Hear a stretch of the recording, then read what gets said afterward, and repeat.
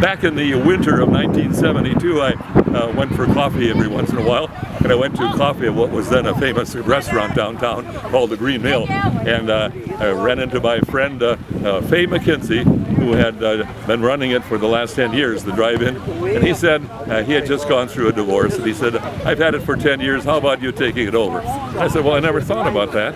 But he convinced me that I'd be able to publicize it nicely with the KMAQ, of course, and that was a part that was intriguing.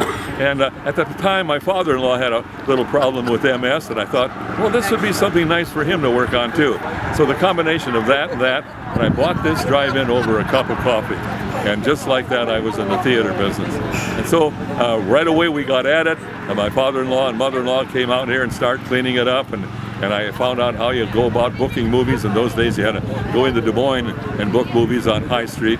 So I found out how that was going to be happening. And we opened up, I think, it was probably in April of 1972.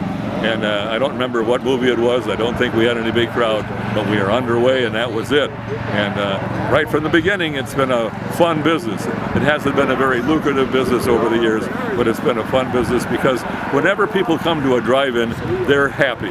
And that's what I like about it. They're happy. And so we like to keep people happy. And we do it every summer and need a little longer, and that's our goal, for them to go home happy.